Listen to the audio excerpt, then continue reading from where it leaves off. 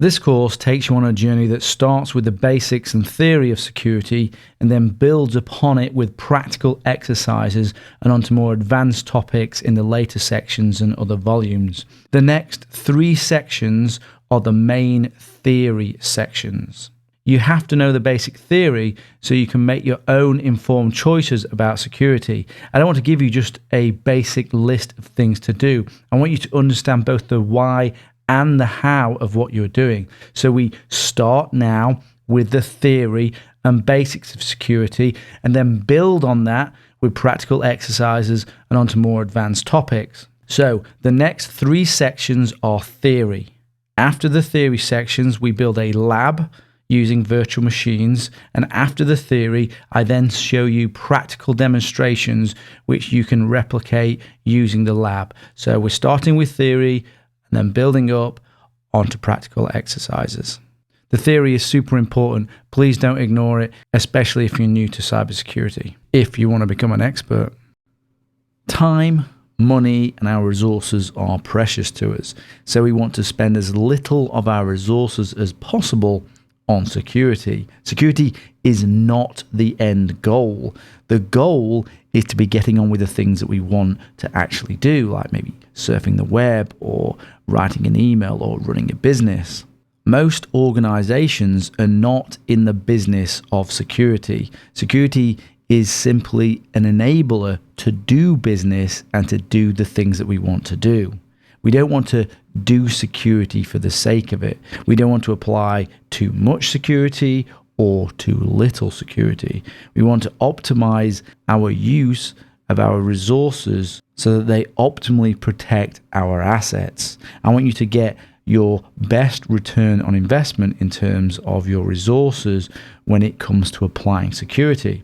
So the aim should be to protect what you value most and apply enough security so that you can do the things that you want to do safely online, or so that the business can function within acceptable levels of risk. So let's now do a simple thought experiment.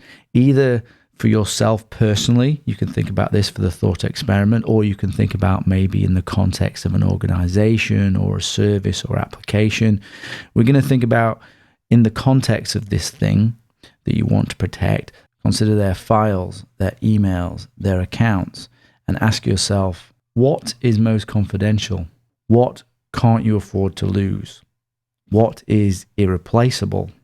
What could cause the most damage? What might impact your reputation?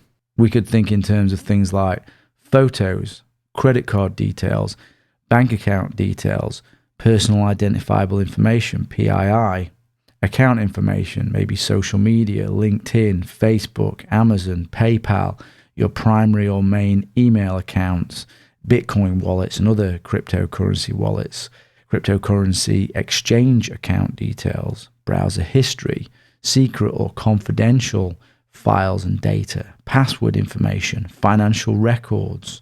Think about if they were stolen, destroyed, or encrypted so that you couldn't use them or get access to them, or maybe placed on the internet and revealed to everyone to see. Perhaps put in the hands of cyber criminals and the potential they have to do something with them. This thought experiment should start to guide you towards the things that are of most value to you or the organization or the object that you are considering in this security context. To apply effective security, you must know what you value and how much you value it.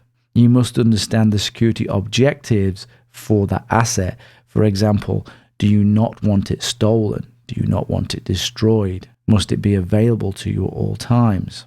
The things that we value, we will refer to them as your security assets. The things that we value, your assets.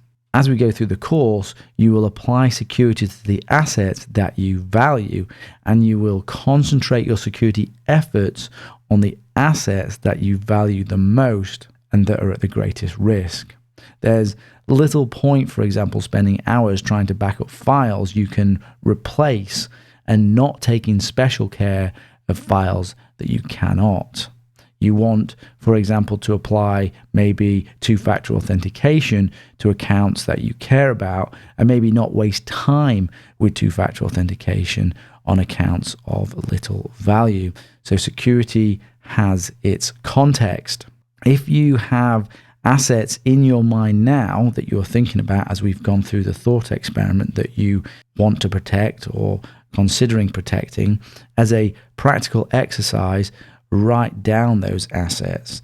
Then, as you go through the course, think about how you protect them with the security controls we discuss, or whether you can protect them with the security controls that we discuss, and update your list as you go through the course.